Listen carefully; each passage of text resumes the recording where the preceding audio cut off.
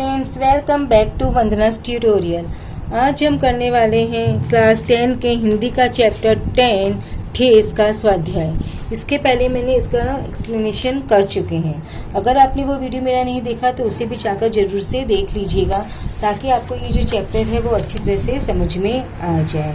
तो ये जो कहानी है ठेस में फणीश्वर नाथ रेणु जी द्वारा लिखी गई कहानी में, इसमें क्या है, सिरचन नाम का एक ग्रामीण कलाकार होता है जो कि अपनी कला में बहुत ही दक्ष है, बहुत ही माहिर है। उनकी जो पत्नी है, बच्चे हैं, उनके देहांत हो जाता है, यानी उनकी डेथ हो जाती है, तो वो बहुत ज़्यादा इमोशनली टूट जाता है। तो इसके लिए जो गांव वाले होते हैं वो इसे बेकार ही नहीं क्या समझने लग जाते हैं, बेकार भी समझने लग जाते हैं। लेकिन उसकी जो कला है वो तो छुपाए नहीं छुपती। आज भी उसकी कला के बहुत ज़्यादा लोग दीवाने होते हैं। तो सिरचन है वो पेट भरने के लिए काम तो कर सकता है, लेकिन जो अपने अपना स्वाभिमान है, अपनी जो सेल्फ रिस्पेक्ट है, उसके साथ में वो कभी भी कॉम्प्रोमाइज़ नहीं करता। तो इसलिए वो अपनी आज़ादी को कभी भी गिरवी नहीं रखना चाहता कि कोई उसकी स्वाभिमान को ठेस पहुंचा दे और वो उसके साथ में काम करता रहे। वो कैसा इंसान है जो अपने उसूलों पर जीने वाला है। अगर कोई उसे प्रेम करे, स्नेह करे, तो उसके लिए वो सब कुछ न्यौछावर भी कर सकता है।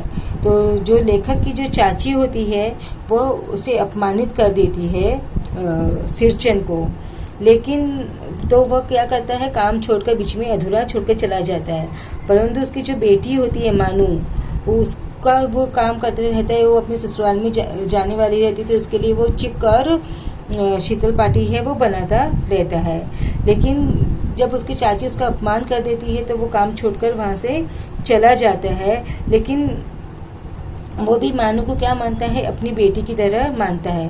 तो अपनी तरफ से उसे शीतल पाटी, चिक और आसनी, जो जहाँ पे बैठते हैं आसन होता है, उसे क्या करता है, वो उसे उपहार स्वरूप देता है। किसको देता है? मानू को देता है। तो बच्चों, इसी का हम करते हैं स्टार्ट स्वाध्याय।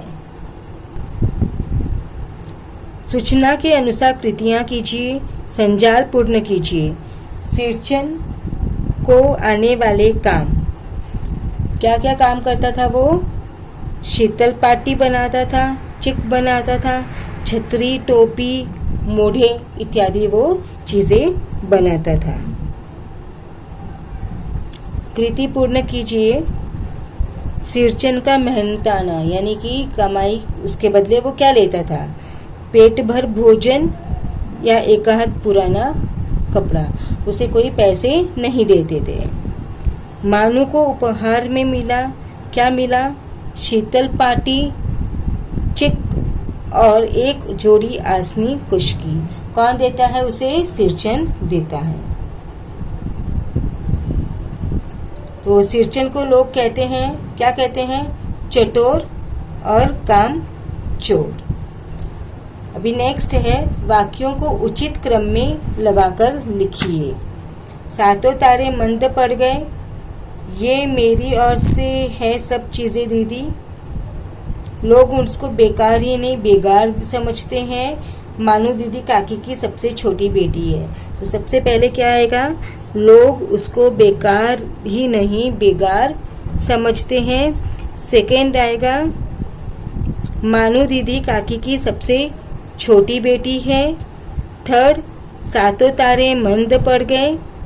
फोर्थ, ये मेरी ओर से है सब चीजें दीदी। नेक्स्ट, कला और कलाकार का सम्मान करना हमारा दायित्व है। इस कथन पर अपने विचारों को शब्दबद्ध कीजिए। कला समाज का दर्पण होती है। कलाकार अपनी कला द्वारा मन के भावों को अभिव्यक्त करता है। मन के भावों को कलाकार इंद्रधनुषी कला से मूर्त रूप देकर धर्म, जाति, भाषा, क्षेत्र आदि की सीमाएं मिटा देता है। मनोरंजन, सौंदर्य, उल्लास, न जाने कितने तत्वों से उसकी कला भरपूर होती है, जिसमें मानवीयता को सम्मोहित करने की शक्ति होती है। लेकिन आजकल हर बात को रुपए के तराजू में तोला जाता है। कला और कलाकार को समाज में कोई खास जगह नहीं दी जाती। ऐसा करके हम कला और कलाकार का अपमान कर रहे हैं। कुछ कलाएं समय के चक्र में पीछे रह गई है। ऐसी कलाओं के कलाकारों की जिंदगी आर्थिक बोझ के तले दबी हुई है। ऐसे कलाकारों को सरकार की ओर से पेंशन मिलनी चाहिए ताकि उनका जीवन निर्वाह हो सके। कलाकार पेंशन योजना और कल्याण कोष इस दृष्टि से एक अच्छी पहल। तो बच्चों, इसी के साथ में हमने ठेस का स्वाध्याय है वो फिनिश कर दिया। अब नेक्स्ट वीडियो में हम करेंगे कृषक गान। तब तक take care and keep watching Vandana's tutorial. मिलते हैं नेक्स्ट वीडियो में।